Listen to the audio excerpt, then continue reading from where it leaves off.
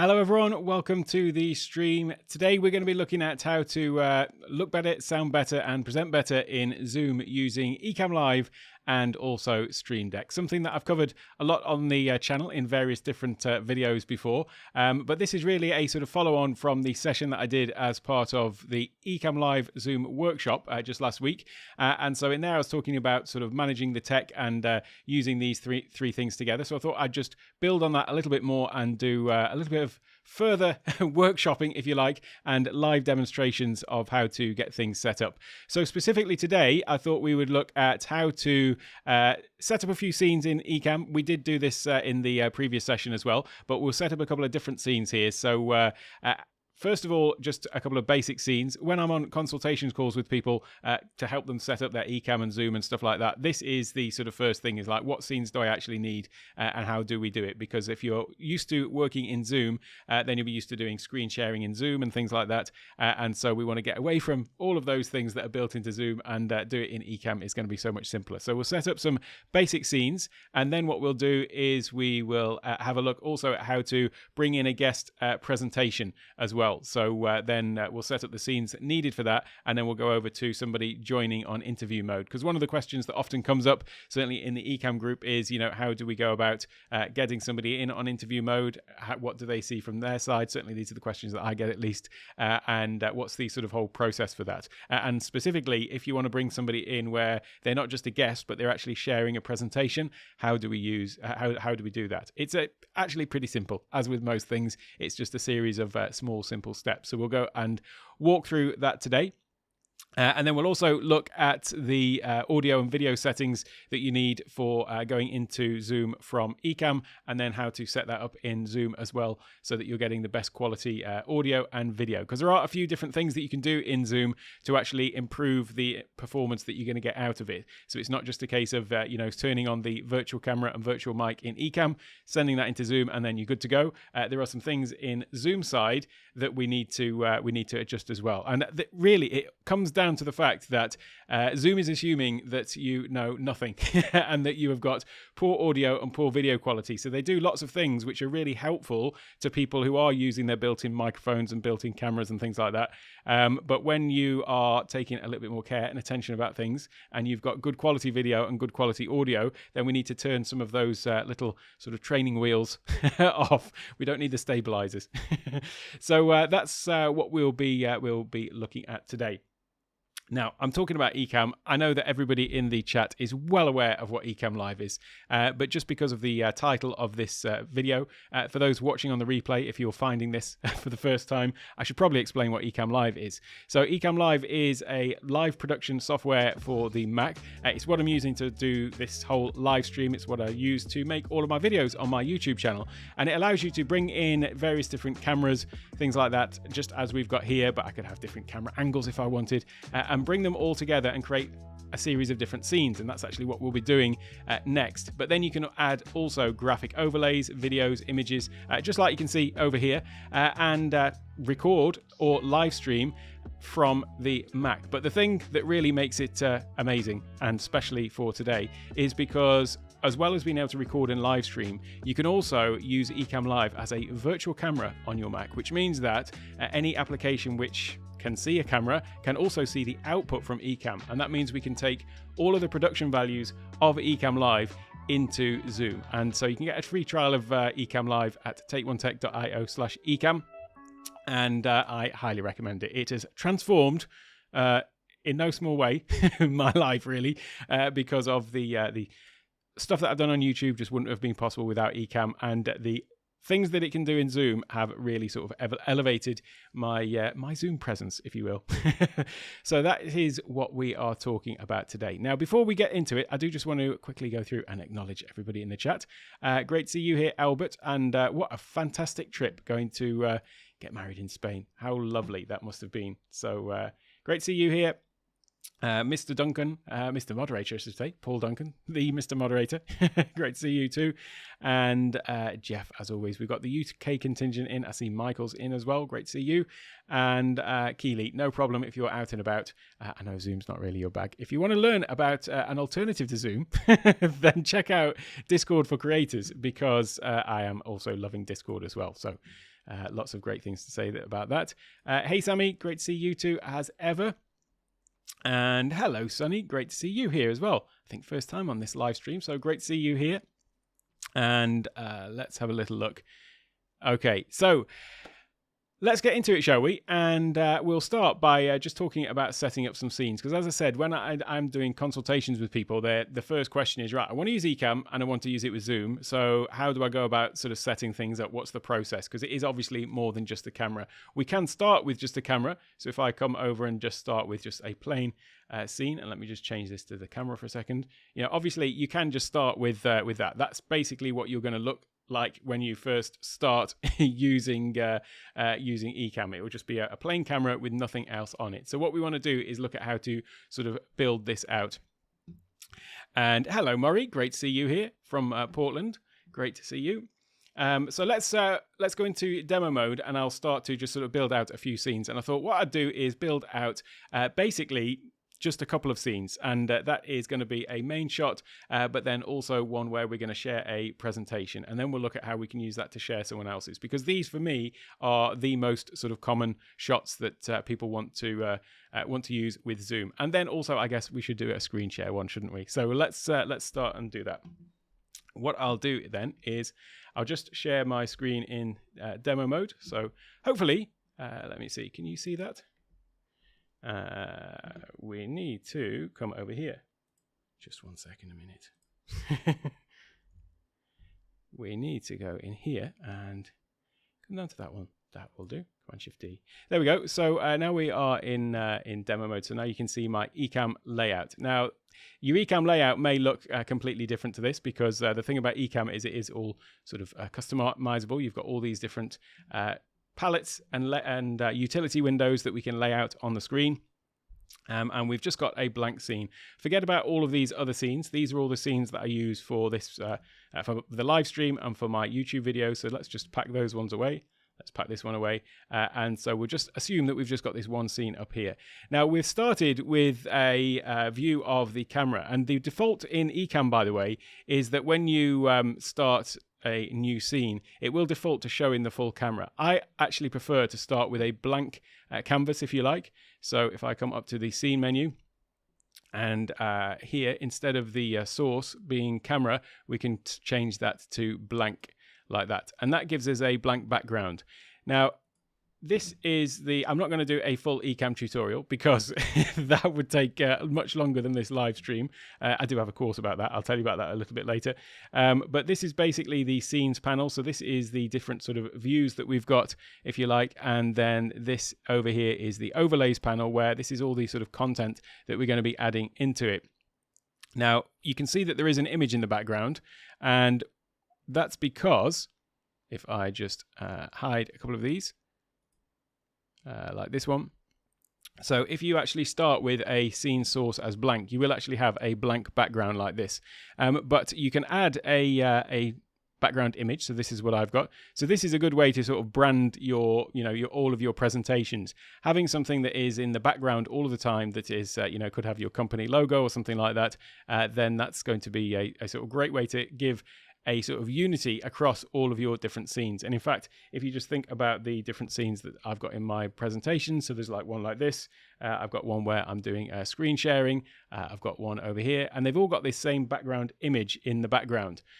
So the way to do that is in Ecamm, when you're adding in overlays, there's basically three places where overlays could be. But let me just pop back on for the moment. There's basically three different places where you can have overlays.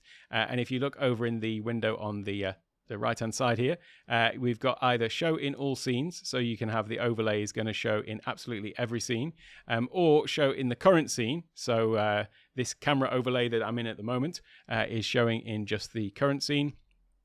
Or you can have show in the background, and that means it's going to be in the background of every scene as well. So although this one says show in all scenes, technically these backgrounds are also in all scenes as well. So that might be a little bit confusing, but that is how that works. This is also in all scenes. So you can switch out the backgrounds as well. If you are using Ecamm for different things, then you may just want to sort of switch out the background, and you've immediately got a different sort of look to your production, your live stream, whatever it is. So we've got our background. So let's come back to that new scene. And we want to build out these scenes. So the first one we're going to do is, well, just the regular camera view. So that would be simple. We're just going to click down on the camera overlay down here, and then we could put this wherever we want. Ecamm Live does give you this sort of framing box, so you can see as I move it around, we've got these little alignment tools, so you can actually line it up if you want to have it not to the edge. I mean, you might prefer for Zoom, to be honest, to just be completely full screen, in which case that is no problem. It depends what you're actually doing on it. So you might just want to say, okay, let's actually just make this a complete full screen of the camera as I just had at the beginning there. But we can also line this up with these. Now, what I did was let me just hide this for a second. What I did was I created a layout grid. So I'll just hide this out for a second. And in the background, I've also got this scene layout template. And this basically gives me some guidelines to work with when I'm adding in different elements. So the way that I use that is once that is showing, so you can see it showing in the background, when I now add in that camera, then I could line this up with the guidelines that I've got in there. Let me just hide the things from the screen there like that. So let me just line this up a little bit like that. So that is our first scene, and we could call that scene 1 or front scene. And then we're going to create one where we're going to share our screen, let's say. So I'll just create a new scene. And it has created a new blank scene because I have this because I have the scene layout showing. Then that is why you can see it there, because it's showing in the background of all scenes. So what I'll do is I'll add in the camera again, and this time what I want to do is actually change the shape of the camera. So we can click on the little pencil icon here, and then from there we can change. We could pick a different camera, which is not what I want to do, but we can change the aspect ratio of it, so the size. So whether you want it sort of widescreen, classic, square, circle. I always just tend to go for custom, because that then allows me to grab the corner and make it whatever shape I want. So let's say we wanted to share the screen like this. I'll put that over there, and let's add in a screen share. So that is this little icon down here, new screen share overlay. So clicking on that one. Now by default, it's going to share your entire desktop. You may not want it to share your entire desktop, and in which case you can click on the little pencil icon. And from here, what we could do is we can choose, instead of primary display, you can actually pick any application. So what I'm going to do is I'm going to pick Safari. And now it is sharing the Safari window. And then we could make this larger, which happens to be just showing the Zoom website. Now, what I'm also going to do is you can crop into any thing that you're sharing. And that's just slipping off the top of the screen there. But if I hold in the Option key and then go to any edge, I can drag it like that. Holding Option key at the corner doesn't quite work, because if I come to the corner and do it like that, if I just drag at the corner, it will try and make it bigger in all directions, I should say. And if I just drag on an edge and try and make it bigger, it will drag all dimensions. So what we need to do is hold down the Option key and drag it from there instead. So the Option is what we use for cropping. So I could crop this in to show just the part of the website that I wanted, and then maybe make that a little bit bigger. So we've got there a scene that has got basically ourselves and a screen share in it.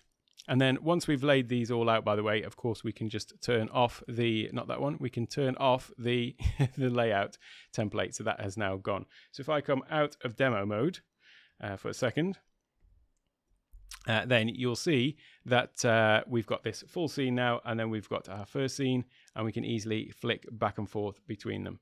So let's say then that we want to also have a presentation scene where we're going to bring in a presentation. So what we're going to do there is we will come back into demo mode, and I'll create a new one. And in fact, what we could do is we could actually just duplicate this scene. So this one we're going to call screen share. Let's just duplicate it by clicking this little icon down here, duplicate current scene. And this one, let's call this one presentation. Presentation. And from here, what we're going to do is, rather than share the screen, because we still want to have our image in it, but then what we want here is, or our camera I should say, what we want to do here is just change this to be a presentation. So in order to do that, let's have a little look at what we might need to set up in Keynote or in PowerPoint. And in fact, let's use PowerPoint, because when I show you how to share a guest presentation, we'll be looking at Keynote there. So if I just bring up PowerPoint, and I don't normally work in PowerPoint these days, but it's actually a lot easier to do in Keynote. So I think it's worth showing you how to do it in PowerPoint, because it's there's a little few more steps to get through in order to be able to share this effectively. So what I'll do is, if I come out of here and share with you my PowerPoint, what we want to do is make it so that when we are running a slideshow in PowerPoint, that it is going to show in a window rather than just take over the whole screen. Because obviously normally when you are giving a presentation in PowerPoint Keynote, you click on the run presentation and then it just immediately takes over the whole screen. It wants to make it full screen, and if you've got two screens, it will generally default to having one screen for the slideshow and one screen for the speaker view. So what we want to do is, we want to, rather than do that, we want to play in a window. And the way to do that in PowerPoint, if you come over to the ribbon up at the top and where it says slideshow, then you come up to this one here where it says setup slideshow. And from here, the default is presented by a speaker at full screen. And what we want to do here is change it to this one, which says browse by an individual in a window. And then click on OK. And now when I run the slideshow, so if I click on play slideshow, that is actually just a free floating window. So it's, rather than taking over the whole screen, it's just showing that single window. So what that means is, if I come back over to my demo mode, and I'll share this with you a second. There we go. And if I come into here to that presentation scene that we were creating, then here what I can do is, I can, instead of sharing the this Safari window, I can come into PowerPoint, Microsoft PowerPoint, like that. And you can see that now that is bringing in our PowerPoint presentation. Now what I could do is crop that again, because it's looking a little bit too large. We've got those bars at the top and the bottom. So I'm just going to hold down the Option key and crop in a little bit, like this. And so now, if I come out of demo mode for a second, then you can see that we're now basically seeing that presentation. And if I was to go and click through the slides, then you'll see that that's just been brought in. So it just adds a whole new sort of level to working with slides. I'm not a fan, certainly in Zoom, of just people putting up slides and running through a slide deck, and then either you can't see them or they're just in that little tiny window at the side. I think it's much better if you can be sort of certainly on screen. I actually don't prefer this way either. This way, what you end up with is you've still got, the slides are the dominant thing. I think that some of the ways that we can now work with having slides be more a part, or rather us be a part of the slides, I should say, and that's something that I demonstrated in that previous workshop that is linked down in the description as well, and that's using the green screen overlay feature of Ecamm, where basically you can just create a slide with a green background and then bring it into Ecamm, but turn on the green screen overlay feature, and that means that you don't see any of the green background of the slide. And so anything that you bring in with animations and things like that actually just appears like it is over the top of the screen. And in fact, I'll show you an example of that a little bit later on as well.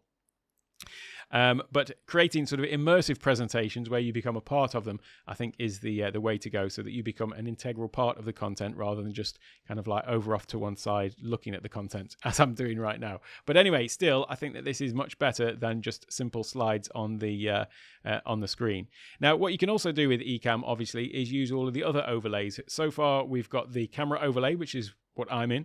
We've also got the screen share overlay where I'm sharing the presentation, but then also we can add in, graphical overlays and things like that. So if we wanted to have our name pop in, this is just a little image that is flying out from the side.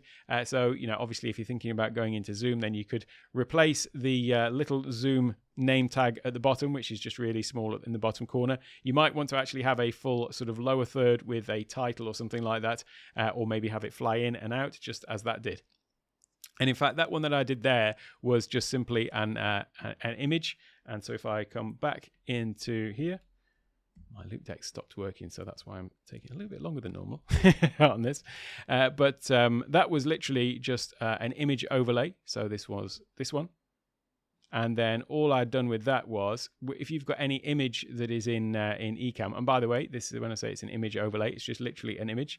And what we can do with that is you can change the direction that it's going to fly in from. So fly in from the top, bottom, left, or right. So if we have it fly in from the bottom, maybe I could put it down there instead. You'll notice the alignment tool as well. So there, it's just sort of lining that up with the center. Maybe you want it lined up with the image. So this will show me this one. There we go. It's lined up with the center of the screen share, for example. You could have it there. But what's going to happen then is when I show and hide that overlay. So I'm just going to come into my overlays here and just click on the hide. It pops out, and when I bring it back on again, it pops back up from the bottom. And you can assign these to Stream Deck. I'll be talking about Stream Deck a little bit later as well. So that is just a little overview of how to set up some scenes when you are presenting for yourself. But what about if we were going to have a guest and they were going to be doing a presentation? So let's create a scene here for our guest presentation.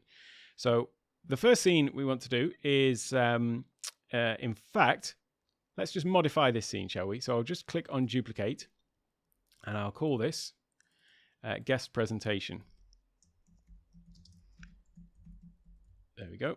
So that is this is going to be our guest presentation scene. So the first thing that we want to do possibly is add in our scene layout, because what we're going to do here is we're going to assume that we want the guest to be on with us. So we're both going to be on the screen at the same time. Let me just move myself down here and I'm going to resize myself. And this is why I like to use this scene layout template. I'll have a link, by the way, in the description to this. But if you go to takeonetech.io/Zoom, there is a form there to fill out, and I've got a few different resources, and this scene layout template is one of them. I'm actually going to be updating it. So if you register there, then I'll be sending a load of other stuff out with that as well. So not just the scene layout template, but there's a checklist in there and then some other resources, like a list of all the Zoom shortcuts. I'm just actually compiling that right now. So I'll be, well, not right now, but you know what I mean, presently. So I'll be sending all that out shortly as well. But from here, what we want to do is if we want to add in our guest. So I'm going to just hold down the Option key and drag. And now we've got two windows up here, and instead of this one being me, because one of me is more than enough, I'm going to come here and I'm going to change this instead of to my camera. I'm going to change this to guest 1, and this will just be a placeholder at the moment because obviously there's no guest in here, but this is just going to be the placeholder for where the guest is going to appear when they join for interview mode. And what this means is, and people say like, well, why would you want interview mode when you are using it with Zoom? Well, the point is you might want to give a corporate presentation to a group of people, maybe a group of investors or something like that, and so you want to bring on your team to give a presentation. You may have a group, community group or something like that, and you've got a guest speaker going to come in and give some educational content or something like that. And so you want to have a sort of production quality to what you're presenting to everyone who is on Zoom. Or of course, it could just be going straight into Zoom webinar as well. So you might be delivering a webinar where you're bringing people in. There's lots of use cases for where you might want to be using interview mode in Ecamm to bring people in for that sort of higher production value to then feed it into Zoom. And that's the easiest way at the moment to do that. There is Zoom ISO, which is another story altogether and something for another stream, but that enables you to basically pull out people from the Zoom and incorporate them into the Ecamm Live presentation. But that's going down another rabbit hole, so I won't go there today. So for the time being, we've just got these placeholders for me and a guest. And what we want to do now is, rather than this be my presentation, this is going to be a placeholder for the presentation of the guest. So in actual fact, although this is a screen share, and it would make sense that we would need to have a screen share there, when I'm bringing the guest presentation in, I'm actually going to be assigning it to another camera feed. So instead of this will all make sense, trust me. I'm going to just get rid of this one, and I'm going to add in another camera. And this is, again, just going to be a placeholder. And what I want to do is, if I just make this a little bit bigger, like this, what I'm going to do here is I'm going to click on the little pencil icon, and then from here I'm going to change this to be, I'm going to call it guest 2. Now, as I say, this will all make sense. There is other ways that you can do this sort of live when you start bringing guests in, but I prefer to just get this all set up in advance so that when the guest joins, then everything is just falls into place seamlessly. So that's the idea that we're going to go for here. So what we've done is we've created a scene. If I just take off my little scene layout template, what we've done is we've created a scene where we've got me and a guest, and then also the guest presentation. So let's have a little look at how this would work from the guest side then, and what this all actually means. Let me just come back out of here for a second. There we go. So what we need to do is we need to see what the guest is actually seeing. So just quickly, Eileen, no, I'll make sure that it goes out to everybody. So I'll send the, there's going to be a few things basically. It's the scene layout template. Then also there's a checklist as well. So I'll send that. And then also a list of all the shortcuts for Zoom as well, because learning the keyboard shortcuts is a way to find your way around all of that stuff. So if it's not all in there immediately, I'll send them all out a little bit later today, if that makes sense. So let's have a little look at what this all looks like on the guest side, shall we? So what I'm going to do is I'm going to go over to, here we have got my lovely imaginary friend, Isabella, who is on her computer. Now what she's got open there is the Chrome window to join my interview link. So in Ecamm Live, you have your interview link where people can, and in fact, there you go, you can see mine there. That is how people can join your live stream or your Ecamm. And by the way, some people think that you need to be actually live or recording for people to join on interview mode. You don't at all. You can just, people can call in at any time, and as we'll see in a moment, it will just sort of ring on my computer to say that, if I've got Ecamm open, that is, to say that somebody is trying to join. So this is what they're going to be seeing on their computer. Now, should you use Safari or Chrome? A lot of people ask that question.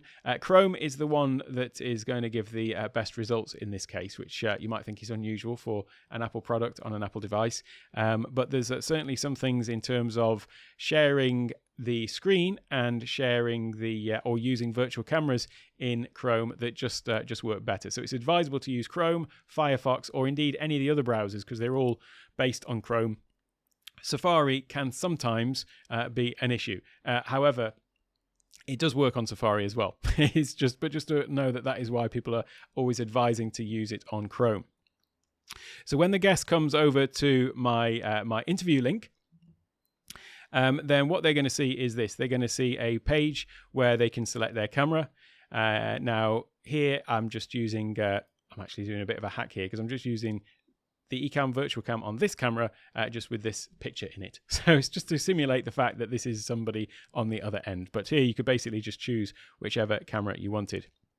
The microphone, they get to choose their microphone, and then they can add in their name. And this name is just what's going to be shown on your screen when they're calling in. It doesn't actually come into your presentation or into your Ecamm Live production or anything like that. It's just a little placeholder so that you know who it is who is actually calling in. Now, one thing we want to be able to do here is we're going to want to share the screen of the guest. So you need to make sure that the guest has also enabled Chrome to share the screen in the preferences. So if I come into my preferences on here,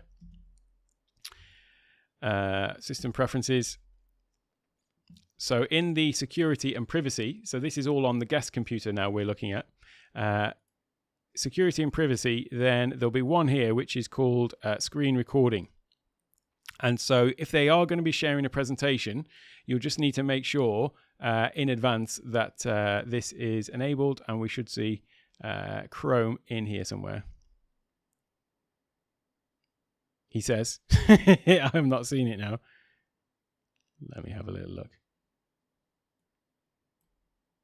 Well, maybe it won't work then. Let's have a little look. usually there'll be a pop-up, and I thought I'd check this one off. Let's find out, shall we? We'll see if this works, because usually there's a pop-up. So if there's obviously when you're gonna have somebody on for an event and they're going to be doing a presentation, then run a test. But it should prop up something to tell them to grant permission. So we'll see if that happens. I'm a bit confused now, but I'll move swiftly on. So when they want to join, they're going to click on the join here. And in fact, let's just take a little step back, because they've also got a presentation that they're going to share, haven't they? So let's just make sure that we've given them the instructions and they are prepared for that. So I'm going to open up this little demo presentation. And this is in Keynote.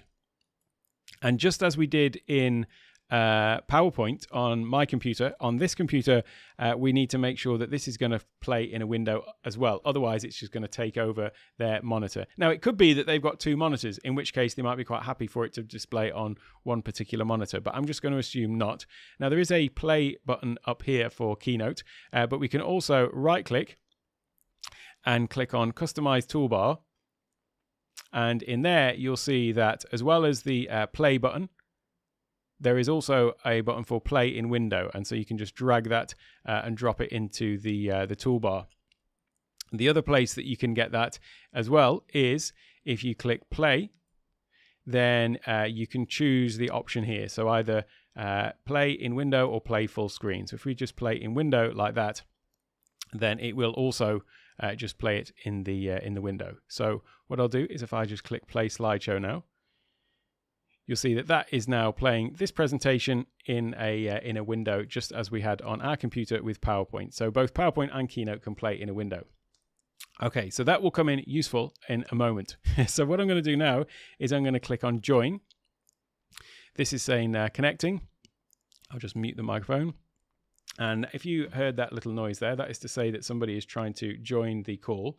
So what I'll do is I'll come over into my demo mode for a second, and you'll see what that looks like. So here the interview mode window in Ecamm has popped up, and it's telling me that Isabella is joining. So that is where whatever name the guest puts in will appear there. So I'm going to click on answer. And the person now is in the green room. So they're still not on the screen. They're just in the green room. And in fact, let me change my scene here to the one we changed with the guest presentation. So there we go. This is our scene here that we've created for this purpose. Isabella is in the waiting room, not in the actual scene itself though. So what we need to do here is, there are these buttons that you can either just add them straight in as a full screen person, where the scene source is the person themselves, or there's this add left or right. Now, I never use these ones, and the reason is because these are, if you remember at the beginning where I said I always have the scene sources blank, and then I build out the scene with overlays and things like that. These buttons are all related to if you didn't have that and you had the scene sources camera, and that would mean that you could just basically spotlight the person, or you could add them to the left hand side or the right hand side of the screen, and it really comes from, I suppose, the sort of earlier days of Ecamm, when that is how it worked. Whereas now that we can add in camera overlays, screen share overlays and all those sorts of things, it's much easier to actually build out the scenes as I've done, and then here, instead of either of these three, we're going to add them in by clicking the little assign button here. And so if you remember, we've created guest one here. We've got the little one symbol, and so if I just assign to guest one, now they appear in the scene just like that.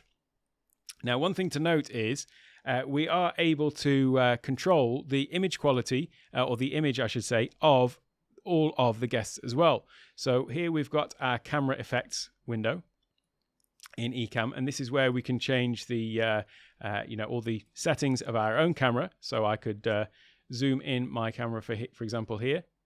Could zoom in and out. I could change the brightness and all these sorts of settings, mirror and everything else that we can do in there. Well, you can actually do all of that as well to the guests. So that means that even if the guest hasn't got the sort of best settings or whatever, there are some things that you can do to tweak it. And all you need to do there is just make sure you come up to the top in the camera effects window, and then just click on the person. And now we're seeing their camera, and I could still zoom. It's a static image at the moment. You just have to use your imagination. Imagine that that is a moving image. But we can change the brightness. We could change the color temperature and things like that. So you might want to just go in and sort of tweak those. And this is the sort of thing that you would do on your test run. So having if possible, get the guest in advance to have the time to do this setup. The other thing to try and do is make sure you're sort of in proportion. If I just quickly create another scene here, let's say we would just want one side by side before our presentation. I'll just call this me and guest. Whoops daisy. No, I don't want to delete that. So let's go to that scene. And what I'm going to do is just take this one off, and let's say that we want to move these around, put the guest over here like this, and then me over here like this. We obviously would be easier if we had our scene layout template on. So I'm going to just turn that one on, because then we can get these all nicely lined up so that we've got the same space on the screen. Like that. So there we've got two side by side. So what you would want to do is just try and make sure that you are sort of similar proportions. So the way that my shot was originally, like this, is maybe a little bit, if it was like that, maybe a little bit too big, a little bit too small. So just try and make sure that you are proportioned. The other thing that you might often find, not so much in this position, but you'll often find people with their camera positions so that, you know, they're sort of down at the bottom of the screen or something like that. They've not really got the, ideally you want your eyes sort of at the top third level. So if you imagine the screen split into thirds, then try and get your eyes there. Some people seem to get themselves lined up with the center for some reason, and it just looks weird.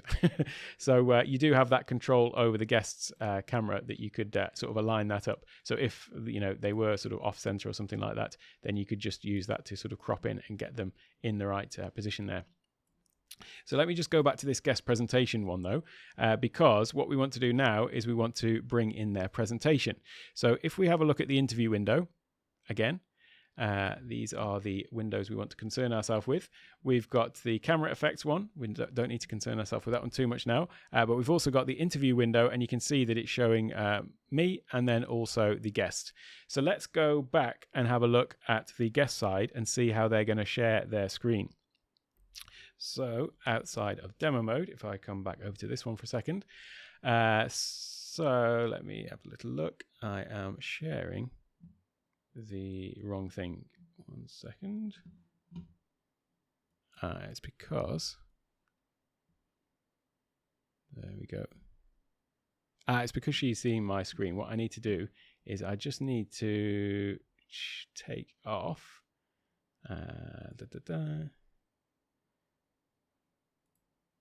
what you're seeing there. In fact, let me just come and explain what I'm doing here. Okay. This wouldn't normally happen. It's just because I'm doing this demo. When you are in interview mode, you can choose what the guest is going to see. So if I bring up my settings, where's my Ecamm settings? Over here. Interview. So the guest has a choice. You have a choice of what the guest is going to see. Either they can see the entire broadcast, which means that they're going to see everything that's going out from Ecamm, the whole production, which generally I think is what you want. You want them to be able to see what's going on, don't you? You want them to be able to see, you know, when they're on shot or when they're not, or if you're showing something on screen that isn't related to them, you know, that they're not sharing themselves, then they'd want to see that. So in Ecamm preferences, in interview mode, then guest view, you can choose to be broadcast, or if you just want them to only see you, maybe you might not want them to be distracted by everything else that's going on, and so they're literally just talking to you. If they might get distracted by seeing themselves or something like that, then you could change that to host camera.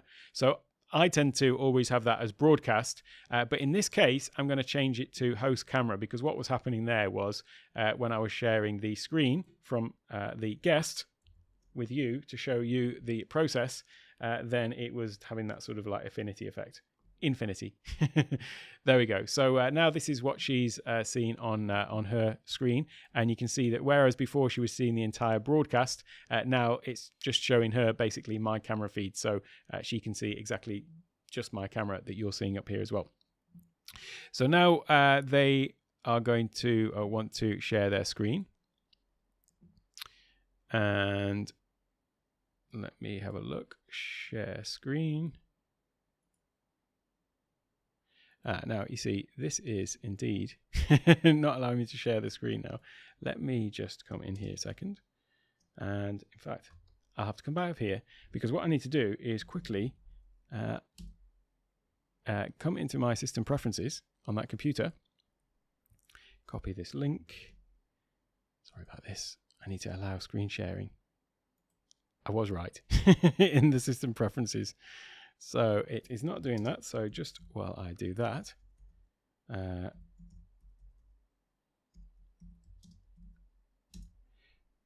in system preferences over on this screen, here we go. So if I come into here, go to security and privacy, and then I'll go into here. I'll just type in my handy 50-digit passcode. And then I'll go into screen sharing, screen recording, I should say, and then click on add.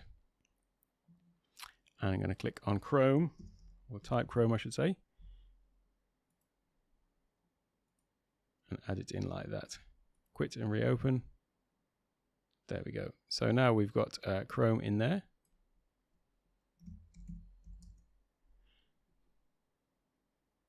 Now we're opening up Chrome.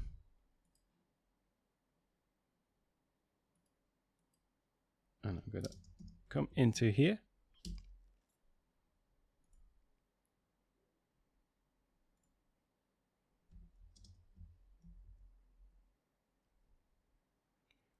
Google Chrome. I don't want to search for Google Chrome in Safari.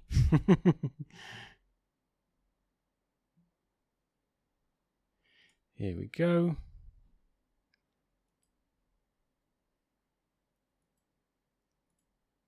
Whoopsie-daisy. Do beg your pardon about this. I should have known when I noticed it wasn't in there at the beginning. I thought I'd already done a demo of this on this computer, but clearly not. Never mind. This is the process to go through. So now we can just join again. Second time lucky. So what I need to do there, hello, got my other, that's the built-in webcam. So I'll change that to the virtual cam. I'll change this one to this one, and then I'll click on join. And now, joining from here,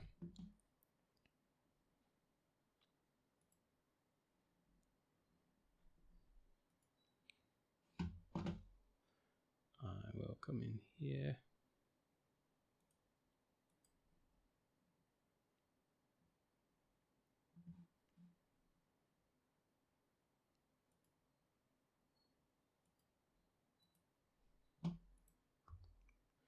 Over to this screen, and then get this one out of the way. Like that. So we're kind of back to where we were. Now, unfortunately, what I'm seeing is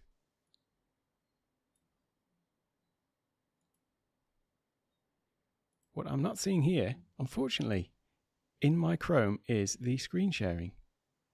That's a shame. I might need to do a quick reboot. Let me just try this again.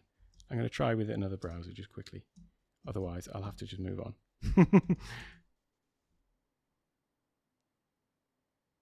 It's always when you're live that these things happen, isn't it? Let's just have another quick try at this. And if not,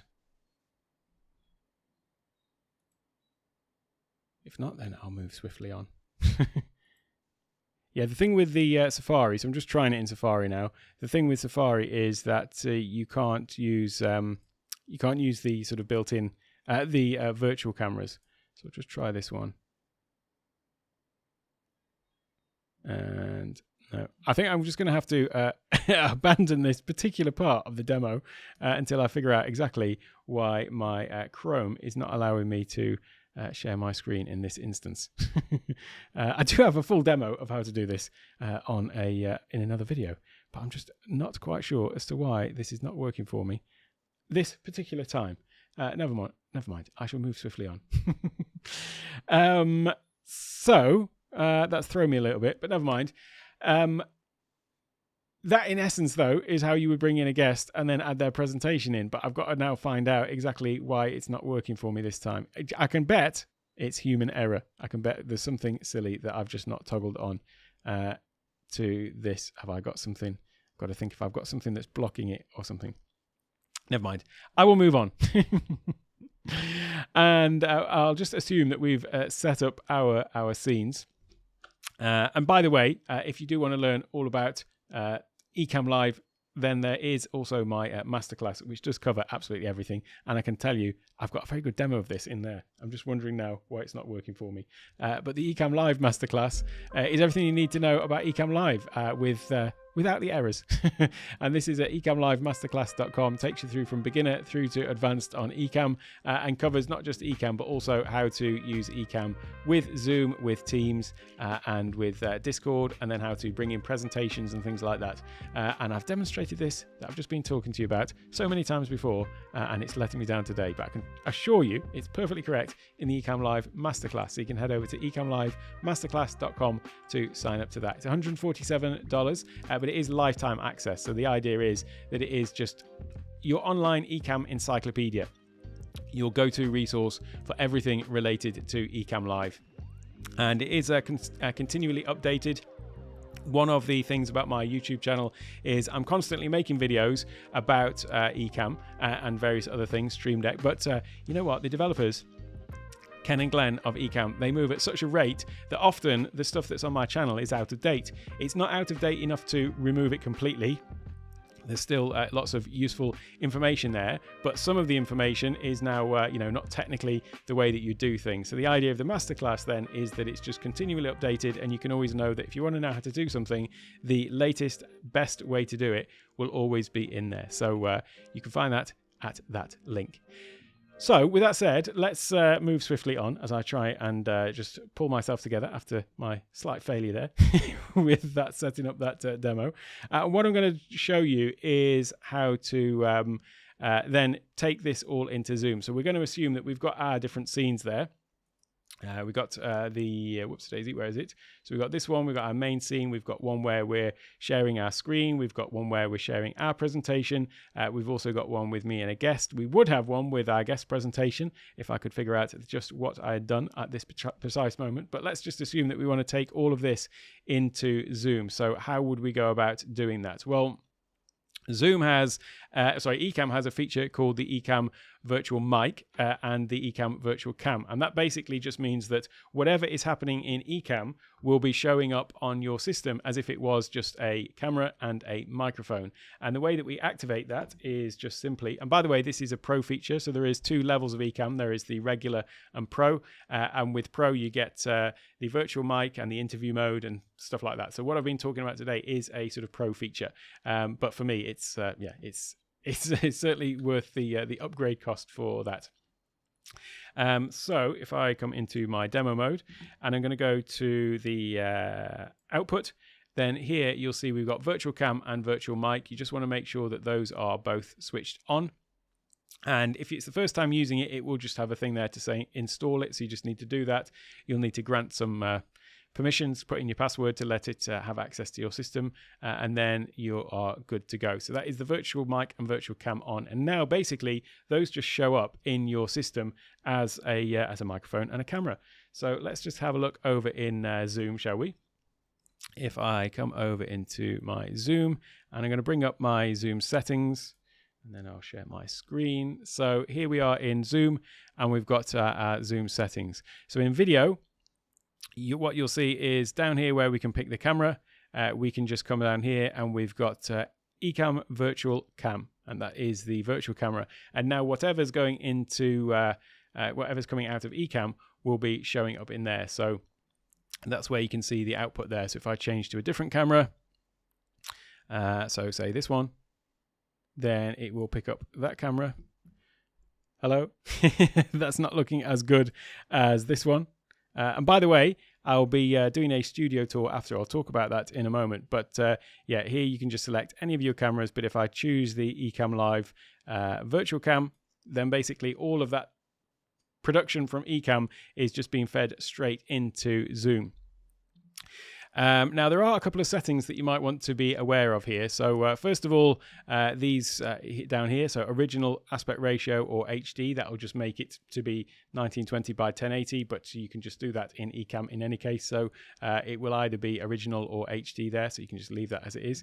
Mirror video, some people have their video mirrored in Zoom because if they're not used to looking at themselves on camera, then there's this thing of, you're raising this hand, but you're expecting the other side, or if you're pointing on screen, we're used to looking at ourselves reflected back at us in mirrors, and so that is a reflection, as opposed to when we're looking into a camera and we're seeing the the image coming back at us. It just seems a little bit odd. So that's why I think some people like to just mirror themselves. However, if we're using the Ecam Virtual Cam, we don't want to click the mirror, because then it will actually just reverse all of the stuff we're bringing into Ecamm as well. So we want to actually just make sure that that one isn't toggled on. You've also got this touch up my appearance.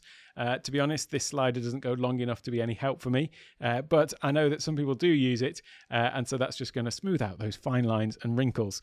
However, if you are bringing in the Ecamm Virtual Cam with presentations and things like that, you definitely don't want anything like this, any effects on it that are going to potentially be trying to be smoothing out text or things like that, because we're basically bypassing all of Zoom's screen sharing and things like that. So we don't want to have that touch up my appearance on.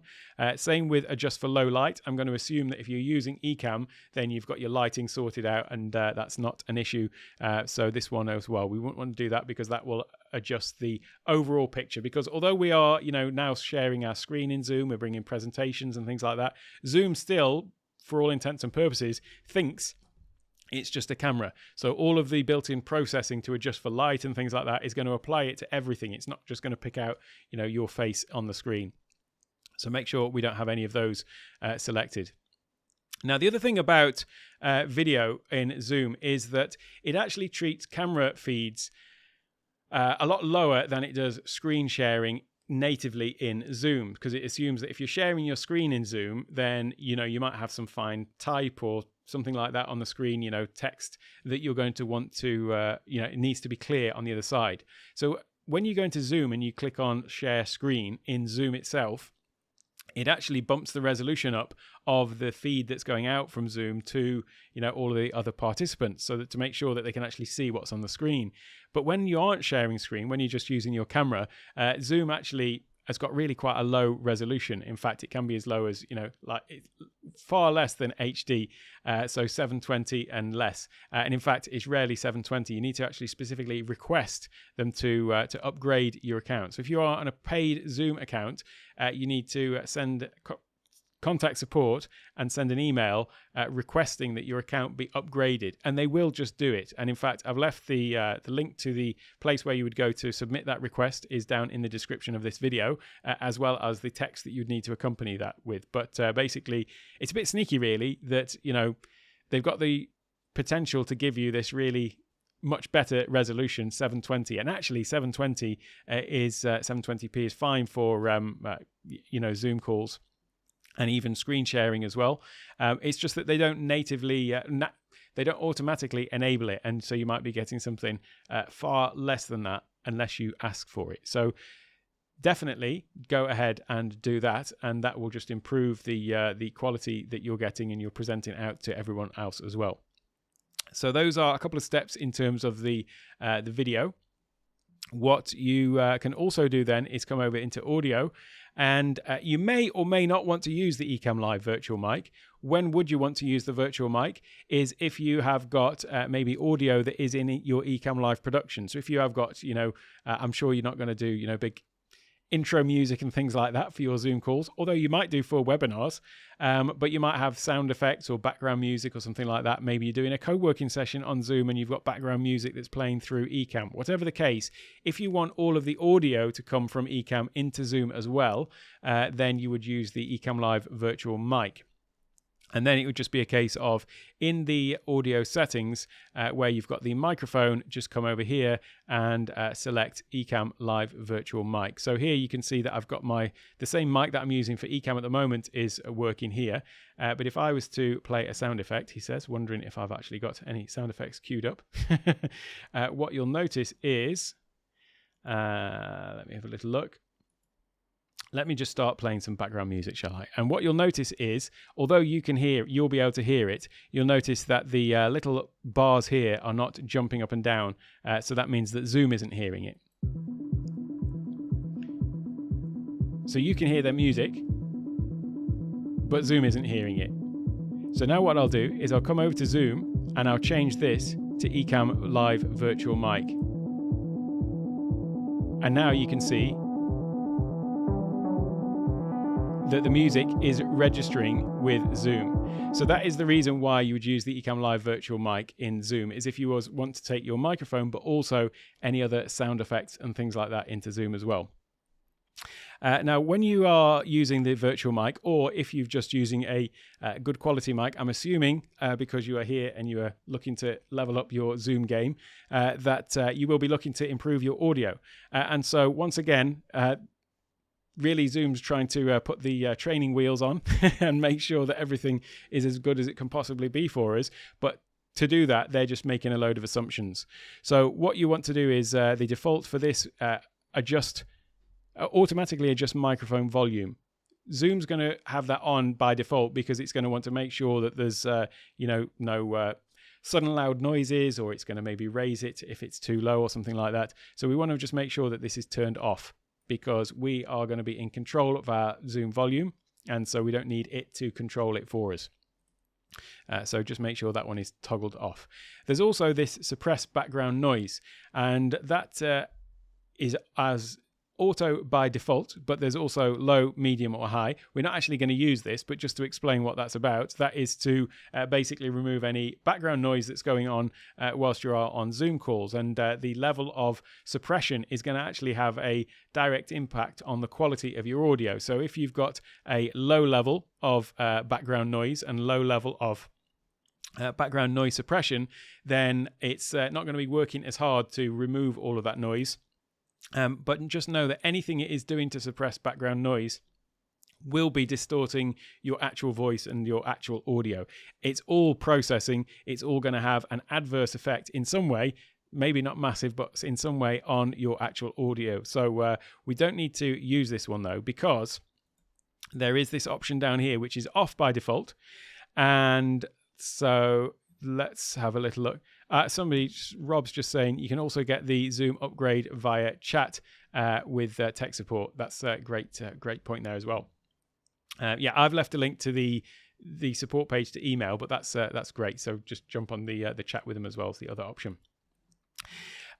So with this audio settings here, we've got this music and professional audio, and it says show in meeting option to enable original sound. Now, when you click that on, I've got a meeting running behind just here. You'll notice that when I toggle that one on and off, there's this little box that appears just up at the top.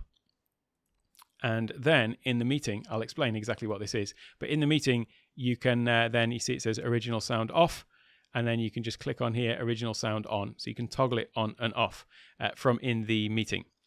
So what that does is, first of all, it disables the background noise suppression. And it's for, by the way, music and professional audio, they call it. So it's for musicians and people with professional audio setups. And what that means is you're not just using your built-in mic. So if you've got a reasonable microphone, you've got some sort of audio processing, maybe you might have, I've actually got some background noise suppression going on that's done separately by the computer to get rid of the aircon noise and things like that. But it means that you're sort of in control of that on your side. So when you enable that, then basically it's going to remove any background noise suppression. So it's just taking the feed. It's a bit like the camera. It's just assuming that you are giving it a good quality signal. You've got this option here that you can toggle high fidelity music mode.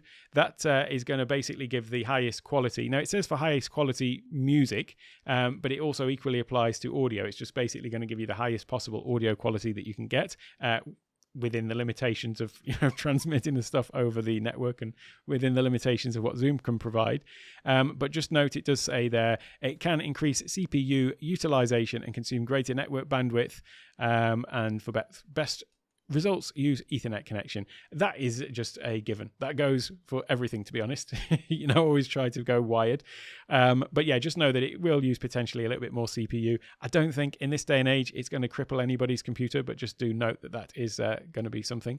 Echo cancellation, you can still toggle that one on and off. I'd recommend having that one off because I'm going to assume that you are using some sort of headphones and the microphone as well. But if you are somebody who plays, has your Zoom audio coming over speakers, then you can still toggle the echo cancellation on with that. But as I say, always recommend using headphones and stereo audio.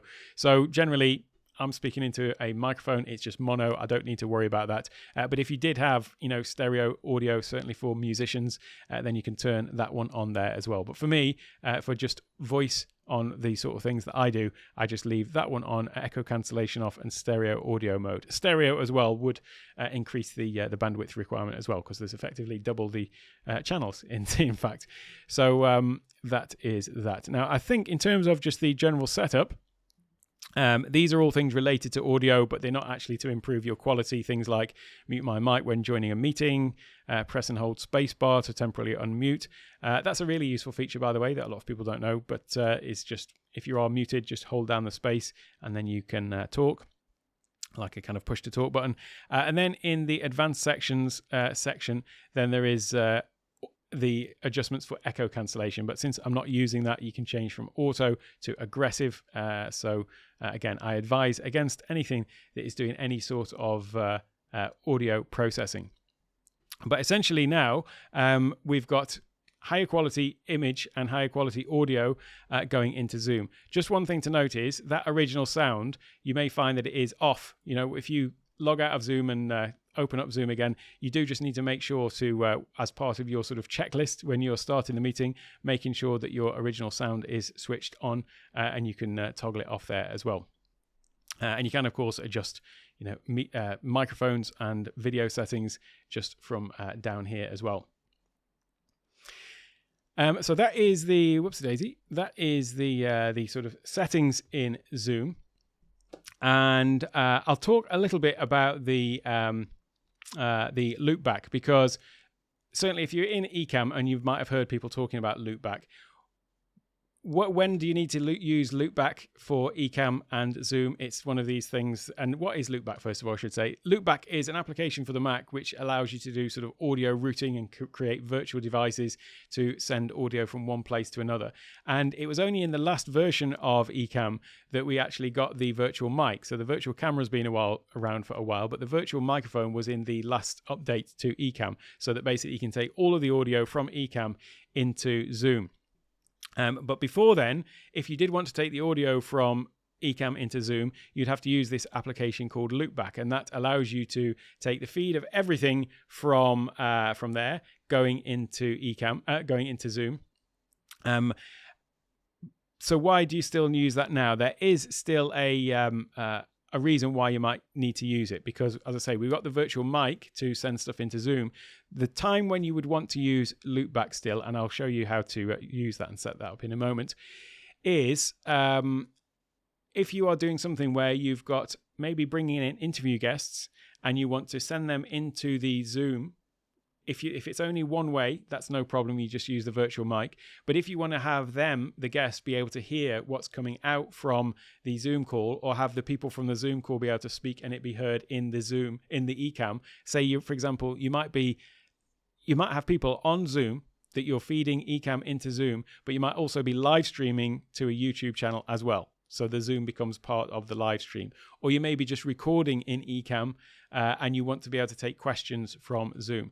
In that case, we've got the audio going from one way from Ecamm into Zoom, but we don't have it coming back the other way. So let me just show you quickly what Loopback is and sort of how it works as well.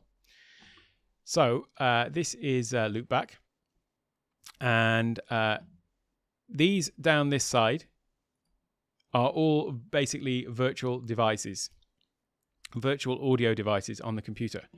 And you can create a new audio device just by clicking on this one. So we want to create an audio device that's going to come from Zoom into Ecamm. So in the same way that we've got our Ecam Virtual Mic, which is the audio from the Ecamm, we want to create a sort of Zoom Virtual Mic, which when we look in any other application is just going to show up with the audio from Zoom. So I've just created a new device here, and I'm going to come in here and just call this Zoom Virtual Mic. I'm going to call it demo because I've already created one. There we go, like that. And now that we've set up that device, let's just move that out of the way so that we don't get confused by all the stuff on the other side of the screen. Because now we're working on this one device, all we need to look at is basically these three columns. We've got the sources, so that is basically all the different audio sources that we're going to sort of merge together, if you like. And then we've also got the output channels, that's where we're going to send it to. And then we've got this thing called monitors, which we actually, frankly, don't need to worry about for the purposes of this. That's if we were going to send it somewhere else to monitor the signal. When you set up a new virtual device in Loopback, it automatically adds this pass-through. That's just basically any audio is going to go into it. We don't want that. We're going to just come here, click on that one, click on delete. Let me just move this up so you can see, because we just want to start with a completely blank canvas, as it were. So Zoom Virtual Mic is going to end up just going to this output. And that's what's going to then show that this is the audio that we're going to get when we select the Zoom Virtual Mic in Ecamm, for example. We're just going to get the audio from this output. So now we have to decide what actually do we want to go into this virtual device. Well, obviously the first thing we want to go into it, didn't mean to press that. The first thing we want to go into it is the is Zoom itself. So what we do there is we click on the I didn't get that. Could you try again? Sorry, Siri. No need to apologize. So what we're going to do here is we're going to click on the plus, and I'm going to come down here to Zoom there, and it's selecting the application Zoom. So now we've got the application of Zoom is going to be feeding. So any audio that's coming out from Zoom is going to be going into this virtual device. We've got some options here.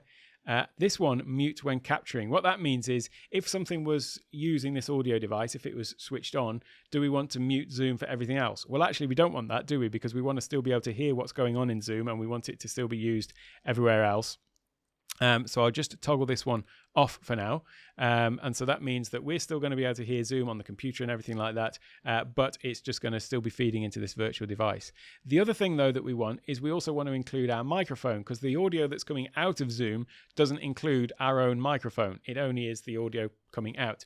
So adding to this, what we'd do is we would come down here to a audio device, and then let's just say the Shure MV7 microphone is the microphone that I'm using, and then in the options here we can adjust the volume, but that's actually all there is to it. This has now created a virtual device that combines Zoom and my microphone. So now all I would do is I would go over into Ecamm and I would select that as being my audio source, and then that means that it's still picking up my microphone, but it's also getting all of the information coming back from Zoom as well. And so that is how you would get that going into Ecamm Live. And so that's, as I say, there is still a use case for Loopback if you are creating stuff where you do need that sort of two-way communication. I'm just noticing a few questions, so let me just quickly flick through some of those. You're going to be using Ecamm Live and want to give my Zoom courses using Ecamm for cam sources. Should I use a Mac Mini or a Mac Studio? I'm afraid of the noise. Will Mac Mini or Mac Studio be silent? I'm using a Mac Mini. You know, it's one of those things of sometimes the more power you've got is better.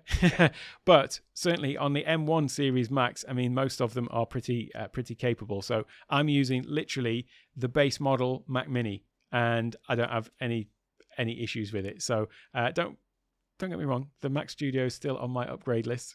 I'm a bit of a I do suffer from gas gear acquisition syndrome, and certainly with the new M2s coming out as well. But just know that I don't have any fan noise or anything like that for the Mac. I've got a laptop as well, which is an older Intel laptop, that used to, the fans used to really crank up whenever there was, when I was using Ecamm. So those certainly were noisy. But if you're talking about the new M series Macs, then definitely they're all pretty capable. Go with what you can afford to do and budget to do. So if you can go to a Mac Studio, more RAM, things like that, then that is certainly going to help. But I don't have any issues with noise if that's your concern. So yeah, in order to use Ecamm with Zoom, you need the Pro subscription. Yeah, so the virtual camera feature is a Pro feature, as is the interview mode. And there's one other key thing, but yeah, it is right. It would be the 32 versus the 16. I'm a bit behind, but is virtual? No, so the virtual cam is not. In fact, let's just have a little look and just be clear, because there are a few other distinctions there between the two. So what I'll do is I'll just bring up the thing, because there's one other thing that I'm forgetting that is different with the Pro and the Standard. Let's have a little look. Yeah, so this is the differences. So the Pro and the Standard and Pro. So you get Ecamm Live Interview, so that is just a Pro feature, the virtual mic and cam, and then also streaming in 4K as well. So the ability to stream in 4K is specific to that. And then also widget overlays. So those are things like when you get new subscribers or things like that. If you're using it for YouTube, you might want those. Not so much a thing for Zoom. Although actually, having said that, there is a great way that you can bring in like Zoom comments and things like that using some widgets, so that might be applicable. But yeah, anyway, the key thing though is really the interview mode and mic and webcam, and so it is at that level.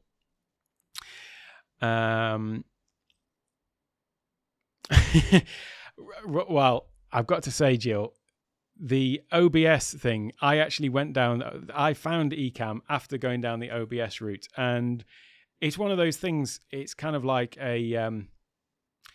what's the value of time?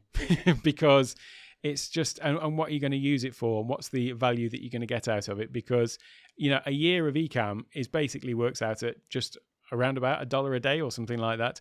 And so it's a case of, how much value can you get out of it? And so I see that, the amount of value I can get out is more than that. But you can certainly do everything that you can do in Ecamm. You can do it in OBS, so that is a fact. It's just the kind of the pain to go through getting it. I've probably been a bit harsh there, but I didn't like OBS at all. I used it for a while, and in fact, the reason why I started using Ecamm specifically was I did go down the OBS route, but it couldn't handle on my older laptop some of the stuff that I was doing, and so I found that the frame rate for my recorded content on OBS on my really old computer didn't stack up, whereas Ecamm just seemed to handle it even on my old computer before I upgraded my computer. So yeah. But yeah, it is obviously it's another, everything's subscription these days, isn't it? And it's always these little subscriptions here and there, but then they they all add up, don't they? And before you know it, you've got subscriptions all the way down your bank statements every month. So yeah, thanks, Pierre. I think you were ahead of me there. This is the thing, when I scroll down the comments, I don't see that people have already asked for answered everything. Oh look, Paul's already got it up as well. There are more obviously more great features coming in Ecamm as well. But speaking of the different plans as well, I just want to be conscious of the fact that I am actually going to be doing a studio tour. So it's basically everything that I've got set up for doing what I'm doing here, but then also it's exactly what I use for my Zoom setup, because my live stream and video studio is effectively just, this is my office, this is what I do my Zoom calls as well. I don't tend to have a purple background in those for some reason, but there you go. And so I'm going to do a full tour of that. Now that is actually over on Amazon Live. So it's my first live stream on Amazon Live today as well. So that will be kind of like top of the hour after this. We're sort of 20 past now. So at the top of the hour, that will be over on Amazon Live. I've left a link to that in the description, but you can also just go to takeonetech.live and that'll take you to my Amazon page. So there, I'll just be going through everything and like everything that I've got set up in here. So this is kind of my setup at the moment. So with my monitor and various different devices and things like that. So I'll be going over in and talking about that in Amazon Live. Now, I mentioned before about different ways to bring in presentations and talked about immersive presentations. So what I mean by that is where you have sort of graphics that come into the screen and you become more a part of the screen. And so a good way to talk about that, because we've only sort of scraped the surface of what's possible with Zoom and Ecamm, obviously. I've told you about my Ecamm Live Masterclass. Well, I've also got a Zoom Masterclass. And so this is an example here of just bringing a presentation in. So this is just a keynote, but it's got a little green box in the middle of it. And so we're keying out the green screen in Keynote, and now you're seeing the slides from Keynote, and I'm just basically within that presentation. So all of this is to say that my Ecamm Live Masterclass, and my Zoom Masterclass, I should say, is also available. And that's basically what Ecamm does for Ecamm. You know, my Ecamm Masterclass does for Ecamm, teaching you everything from beginner through to advanced of how to use that application and indeed how to take it into Zoom. The Zoom Masterclass is about all of the components of Zoom. So, you know, how to run effective meetings, how to set up meetings, how to run workshops, things like that, how to, you know, use breakout rooms, all of the features of Zoom, because often it is the point that is the point of failure is the sort of tech and knowing your way around it, knowing what's possible, knowing how to set it all up. And so you can go to zoommasterclass.com for that, or you can also go to just takeonetech.io/Zoom and you'll find it on there with all the other resources as well. But this is, again, it's lifetime access. I'll be updating it as new features come out with Zoom, because they are not quite as proactive as the Ecamm folks, but they do still roll out lots of new features. So it's available for $497. But with that, I've got a few bonuses for you. So included in that is 2 months free of Ecamm as well. If you are a new Ecamm user, then as well as the 14-day trial, if you sign up using my code, and then you'll have a code when you join the course, then you basically get your first 2 months of Ecamm free, and you can cancel at any time within that 2 months. So Jill, if it's something that you are considering, then you could get a sort of extra trial of it and get everything set up within that 2 months. Because I think that a 14-day free trial is great, but certainly with something like Ecamm, and we don't always have, you know, it's not like we've got 14 days where we can just work on things every day to get them all set up. It might be just a few hours a day, and by the time your 14 days have gone, you might not have had time to really try it out. So that's why I reached out to Ecamm and said, look, for people who come on the Zoom Masterclass, because I believe that Ecamm is such a sort of integral part of the whole, you know, how to achieve great results on Zoom, can I offer them an extra sort of 2-month incentive to try and try it out and really put it through its paces? So that is what I've negotiated for you. So there's 2 free months of Ecamm. Then in addition to that, there's also 25% off Speedify. I haven't talked about Speedify today, but Speedify is an application for the Mac and PC and iPhones as well, which basically combine all of your network connections together. And when I say all of your network connections, what does that mean? Well, you may have a router. I'm plugged into mine by Ethernet cable, but then I'm also connected to the same router by Wi-Fi, and that actually can combine those 2 connections, because you do get the benefit of, you know, the speed coming into your house may not be, you know, maybe watered down by the Wi-Fi, for example. So you can combine those, but then also any other connections. So if you've got multiple different connections in your house, you can combine those together. And like now, I'm also tethered to my my mobile over 4G, so I'm getting that signal there as well. And Speedify combines all those together. And what it means is, first of all, you get a higher bandwidth. So you don't get any issues with bandwidth the same way that you might do just using a single connection on your Zoom calls. But then also, if one of them drops out, then you've got a fail-safe. So if my main internet went down, for example, I would still have that second or third connection to fall over to. So it is a really great tool for Zoom, because it's always I don't know about you, it's always, for me, seems to be at the most crucial time where I'm just about to deliver that most important piece of information. In the past, where my internet connection would have dropped, the connection goes, and then you come back thinking like you've just said the best statement in the world ever, and everyone said, oh, could you repeat that? You just dropped out for a minute. So having a stable connection is important, and so that is why we've got the 25% off on Speedify as well.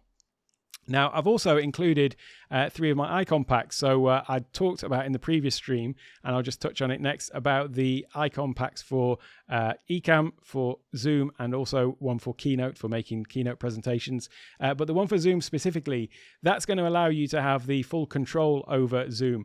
And there are some built-in controls on Stream Deck for Zoom, but actually to go through and add in all of the possible shortcuts. I'll be sending out a list, by the way, if you've gone to takeonetech.io/Zoom to register for the that free download. I'll send out all of the Zoom shortcuts. But from there, you can basically have total control over your Zoom presentation. So being able to, spotlight people, bring people up, and things like that, or mute people, whatever you need to do, you can control it all from Stream Deck. So that's why I've included my Stream Deck icon packs. These are all available on my store, by the way. They're all $10 for each of my icon packs. So I've included those in here as well. But I've also negotiated 10% off Camo as well. Now, Camo allows you to use your mobile phone as a camera, because one of the things that we need to do in Zoom is level up our appearance. And so getting away from the built-in cameras on the Mac or the PC is going to be a good move, not least because the quality of them is not always the best, but also the position of them is not always the best. If you've got a laptop on the desk, then you get that sort of like up the nose shot from the camera that is so popular on Zoom, or common. And so getting a camera well positioned, in front of you at the right level is going to be something that's useful. And what Camo allows you to do is basically use your iPhone or Android phone as a webcam, because the cameras on those are generally a lot better than regular webcams. And so you don't necessarily have to invest in like a full studio just to level up on Zoom. Just using your phone camera as a webcam, and then getting a couple of lights to just improve the lighting, or moving yourself so that you're improving the lighting, is really going to help a lot. And so there's a 10% discount off Camo as well. I've got an offer code for that. But the final part is that as part of the Ecamm Masterclass, because I think that you shouldn't be doing Ecamm, you shouldn't be doing Zoom without Ecamm, is my personal opinion, then I'm actually just including the Ecamm Live Masterclass as part of it, because there's no point learning how to use Zoom but then not knowing how to do the Ecamm part to bring it in, which is kind of, I just see them as just such an integral part that I include the Ecamm Masterclass, which is, as I say, that's $147 if you want to get that on its own. And indeed, if you're already a Zoom master and you just need to master the Ecamm part, that is still available as a sort of standalone. But that is included if you sign up to the Ecamm Live Masterclass. So that's an extra $307 basically for all of that of value. So the total of everything is basically $800 for $497. But because I am such a fan of the Ecamm Live community, and I consider my channel a little bit of an extension of the Ecamm Live community, because that's what most of my videos have been on. So I do have an extra discount for everybody, which is if you type in the offer code ECAMFAM, then there's an extra 20% off. So actually all of that is just $397. So that is available at ecammlivemasterclass.com. And so let me just go on then to talk about, and by the way, that is, as I say, lifetime access with all of those updates and as new things come out, and that goes for the Ecamm and the Zoom course as well. So with that said, let's have a little look, shall we, at, if I just pop this one out of the screen.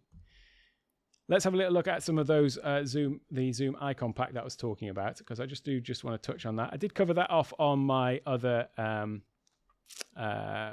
workshop as well, but it is just worth mentioning about the icons for Zoom, or at least the Stream Deck plugin for Zoom. So let me just come over here for a second, and I'll share with you my Stream Deck screen. So I'll come over here. Beg your pardon. Not got everything in the right place. So this is my Stream Deck, and the icon pack that I created basically looks like this. This is a little bit different to the just the basic Zoom plugin. So if I come over to the Zoom plugin in Stream Deck, here we go. So this is the plugin we've got. By the way, if you're new to Stream Deck, I've got a whole playlist on how to use Stream Deck, from how to get up and running with it and everything like that. So there is a playlist on my channel. I'll go back and link that in the description as well. But here in the Zoom plugin for Stream Deck, we've basically got the ability to mute, play, turn on video, share the screen, or at least bring up the screen sharing. We don't tend to use that though if we're using Ecamm. Then we've got focus, which basically just brings the Zoom window to the front. So sometimes if you're doing stuff in Zoom, then you might have other windows that are over the top of it. That button just brings the Zoom window to the front. We've got the button there to leave meeting, to avoid that awkward moment where the meeting's over and everyone then starts looking around hunting for the exit button. And then you've got ones here to toggle on recording as well. Ask everyone to unmute or mute all participants. So there's those, how many is that? There's those 8 functions that are built in into the Zoom plugin for Stream Deck. But there's this other one here, create custom shortcut. And that's what basically I've done with all of these other things, because anything where there is a keyboard shortcut in Zoom, you can create a button for it with this plugin, and it will operate the shortcut even if Zoom isn't the active application. So obviously, there are keyboard shortcuts for Zoom and it's great to know those. But if you happen to be demonstrating something else in another application, then Zoom isn't the active application. So what this does is this allows you to control all of these things even if Zoom isn't at the front. And so the things we've got here is kind of like starting meetings, things like that, sending out an invite or copying the invite whilst you're in the meeting. So if you've ever been in a meeting and somebody's late to the party and you need to just send them a message and say, quick, jump on this Zoom call, then you can just press a button to grab the meeting invite and then you can paste it wherever. Starting a recording and stopping a recording, those are kind of built in. But pausing a recording is useful as well. If you're doing like a long meeting and then you are having a break or something, you might just want to pause during the break. Showing and hiding the Zoom controls as well, that is a useful one. Sometimes it's good to get those off the screen. This one here, toggling between the gallery view and the speaker view. And then also we've got this one for if you have got multiple pages on gallery view. So I'm often on meetings where there are more than 25 and in fact more than 49 as well, because you can have either 25 maximum on the screen or you can toggle that to be 49. So having these two here basically scrolls through the different pages of the gallery view. Popping open the chat. This one is for taking remote control. So if you need to control someone else's computer, you can take control there, or you can relinquish the control, switching cameras, although I don't tend to do that. I tend to stick to just only the Ecamm stuff. But this is the icon pack that I'm talking about that is included with the course. But you can actually just go and grab that if you want from the store. So over on my store on Take One Tech, we have also got a page, takeonetech.io/store. You'll find the masterclass for Zoom and Ecamm. As I say, if you've already, the Zoom course does include the Ecamm masterclass. Anybody who's already bought the Ecamm masterclass, I have sent an email out to everyone, but they will just basically get that additional discount. So what you could do, you could always start with the Ecamm course, and then if you want to upgrade at a later date, you will not only get the 20% discount, but you'll also get the 147 off. So you're never going to be paying twice, because that wouldn't be right, would it? But down here you can see the icon packs as well. So I've got icon packs for lots of things here, but the ones included in the course are the Zoom, Ecamm Live, and the Keynote icon pack as well. So let's have a little look at a couple of these questions. So Albert says, are you running Zoom, Ecamm, YouTube from one device or spanning across multiple devices? In my configuration, I run Zoom on my iPad and Ecamm on my Mac. I'll be going through my setup on that other live stream actually on Amazon. So in fact, let me just mention that again, because it's a little bit of a different setup over there.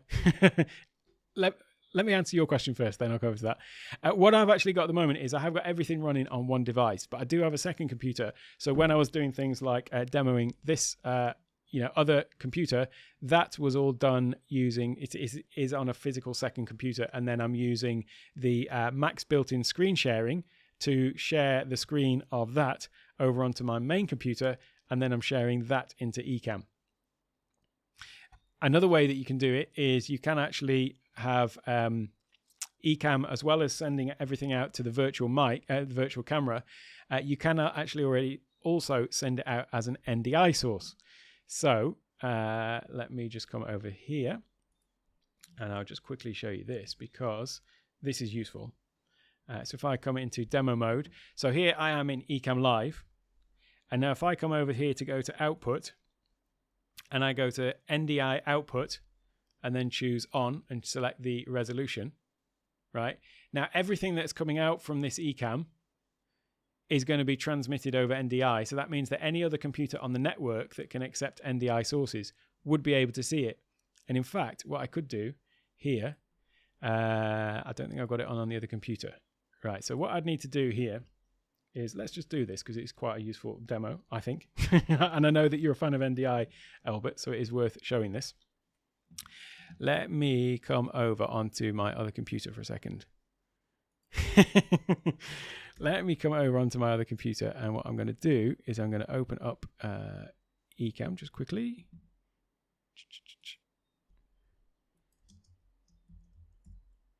Okay, let's get it up. Where's it gone?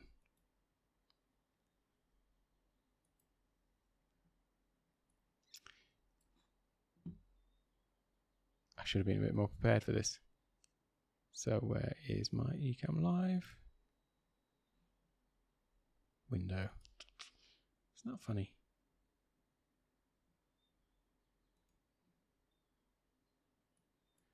No, it's not seeming to play. What I can do is if I go to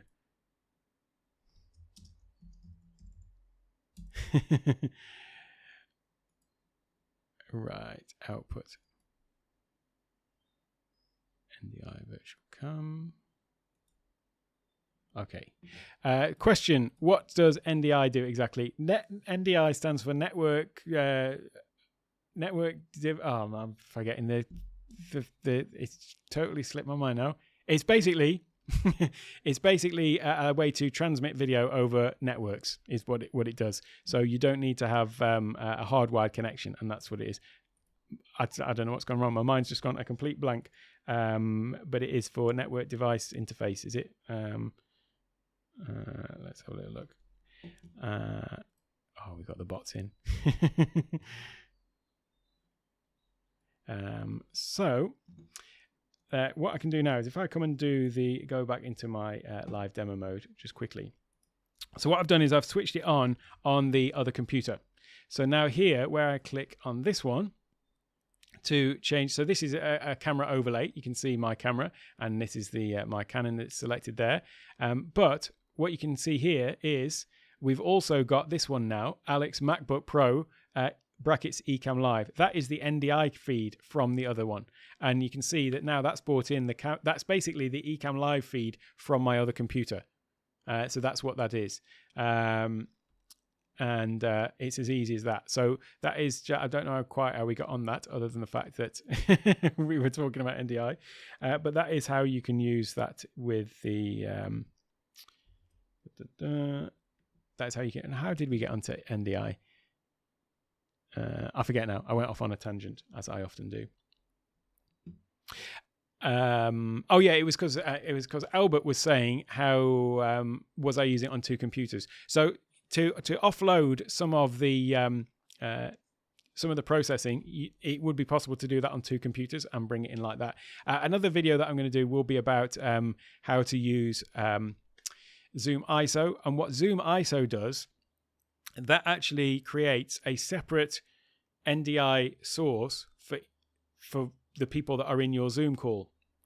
So what that means is, as with interview mode, where you can bring people into interview mode, with the Zoom ISO, what you would do is, if you wanted to have like lots of speakers and things like that, then you could have one Zoom going with all your speakers in, and then you could have another Zoom with the audience, and then using Zoom ISO, you could select the speakers that you wanted to bring out of the Zoom instance, and then bring those into Ecamm as NDI sources. And so yeah, that's a video for another another day. Are the Stream Deck icon packs like plugins? Do they include instructions on how to set up the buttons? They do. So what I've done is the icon pack for Zoom specifically is as well as actually all the individual pictures. So on Zoom, you get the, you can go in and create all of these shortcuts and then add on the icons. So you do get all of just the raw image files. But because part of the issue is it's just a bit laborious to go through and actually add in all of these shortcuts. If I just go back to that Zoom for a moment, this one down here. So to use the Zoom icon packs, to use the Zoom actions in here, what they are using is actually this custom shortcut, and each of these is basically using this custom shortcut action. But then what you'll see is you have to go in and basically map all of the keyboard shortcuts, and you do it in a really weird way. Normally with a Stream Deck, you actually just press, like if you wanted to use Control P, for example, you would just go and create a keyboard shortcut and then hold down the Control and P and it would do it. Whereas here, you actually have to physically type them all in, Control P and so on. Literally write it out, Control plus P. So what I've done is I've basically gone through and made all of those shortcuts and typed out all the keyboard shortcuts for you and then added in all the icons. And so as well as the actual icons itself, I've created the Stream Deck profile, and there is a Stream Deck profile for the XL, and also there is one for the regular as well, which is actually spread out over 2 pages. And so the way that you add in new profiles, if you've got a profile that in the download, then you would come over to the preferences for your Stream Deck, and then where you've got profiles, click on the little down arrow here, and then there's just an import button here, a little import action. And so you click on that, and then it's going to think about it, but it's going to bring up somewhere on my screen. It will bring up the the Finder window, and I can just go and find the plugin and install it. So yeah, the download for the icon pack includes the actual icons themselves, but also the profile already set up with all of the shortcuts already mapped in there as well to answer that question. And let's have a little look at Albert. I tell you what to have a look at as well, if you've not seen it, Albert, is to have a look at as part of the Zoom workshop, David Paskin and Andy Carluccio did a presentation on the final day. They were the last presentation. And I've been using Zoom ISO before, but there's some great things in there for talking about as well how to integrate comments and things like that. So you're bringing comments out of Zoom, but then bringing them into your presentation in Ecamm and stuff like that. And Andy Carluccio, by the way, David Paskin, you may have seen him in the Ecamm Live community, Rabbi David. He does Torah Tech Guy as well. Is another name for his sort of online presence. But he does lots of stuff in Zoom and tech-related stuff, very similar to the sort of stuff that I do as well. So definitely check him out. Andy Carluccio is actually the person who created Zoom ISO. And they were bought out. So his company, Liminal Entertainment Limited, they were bought out by Zoom, and because Zoom wanted to just integrate this into there. So there's going to be lots of development going on with it. So Andy Carluccio is literally the guy who invented it. So definitely go and have a check up that episode or that session from the Ecamm Live Zoom Workshop on the Ecamm Live channel. Yeah, really interesting. For me, I totally geeked out on some of the stuff that they were talking about in there. So does NDI improve video quality? It doesn't improve video quality, but you get really great video quality out of it. So it doesn't, I don't want to say it doesn't degrade video quality, but you basically are getting 1080p, just the same as you get out of the computer. For sure, there might be some degradation, but part of the thing about NDI is that it was supposed to be a sort of protocol for transmitting video with maintaining high quality there. Let's have a little look. I think I've got everything. Now what I need to do here is I've basically got 20 minutes before my next live stream starts. I don't normally do 2 in a day, but it is the first time I'm streaming onto Amazon Live. So it's going to be a bit of a test for me. So we'll see how it goes, because there's a few things that are a little bit different on there. But if you are interested in having a look at my setup and how how I do all my live streams, but also how I have it set up for Zoom, then I've left a link in the description to that live stream, or just go to takeonetech.live, and that is going to take you over to this page. So let me just show you, because if you've never used Amazon Live before, it's not quite the same as YouTube, obviously. And it'll take you over to this page. And so the first thing you want to do is click the follow button, obviously. And Amazon Live is a US thing. So if you're not in the US, you can still go and visit it. You don't have to be there, but it's just sort of linked to Amazon US accounts. So Amazon Live is only a US thing at the moment. But like I say, it's available for everyone to watch at least. And the way that it works is, on the live stream, I'm not going to be able to bring up comments in quite the same way that I can here, like literally bring them up on screen. But there is a comments window down the side, so you can certainly ask any questions and I can still bring them up. But the other thing about Amazon Live is basically all the products that you're talking about can feature there as well. So I often get people saying like, oh, where did you get that thing, or what's that? Well, here it's just literally down there. They call this the carousel at the bottom. So that means that you can go and have a look at all the different devices and things like that I'm talking about. So that is a wrap up for this one. Thanks all for coming. And if you've got any questions, then feel free to reach out by email or any of the other platforms, or in the chat or in the comments or anything like that. I know there'll be people watching on the replay as well. And great to see you all. Thank you all for coming. Sorry about that little slight tech slip up. I'll have to figure out exactly what happened with my sharing my guest presentation. That'll be what I'll be doing. I'll be scratching my head about that as soon as I get off here, in fact. But yeah, great to see you all in the chat. Thanks for coming, and I shall continue to put out lots of other great free Zoom content too. So I'm not just all about pushing the courses. If you want to take the course, that's fine, but I will still be putting some more stuff out on the channel. I've got a whole list of Zoom related videos to put out on the channel, and also for shorts, TikTok videos and things like that as well. Thanks all for coming. I will catch you again very soon. And for those watching on the replay, I will have a list of other videos coming up soon. My loop deck's not connected. 1 second. What's going on here? That was going to be a very smooth exit until until my loop deck was not connected. Where has it gone? It's coming up here. Just quickly, did I use Canva? No, I used Photoshop to create my thumbnails. I've not got into the Canva thing, but yeah. Thank you everyone for coming, and as I say, for those watching on the replay, finally it will come up now if I go to my end screen. I had it for a minute there, and then I've just lost it again. Now where's it gone? I suppose we could always just hang out here for another few hours, couldn't we? Thanks all for coming. Again, I have found it now. So for those watching on the replay, if you've made it this far, check out these other videos coming up next. Bye, everyone.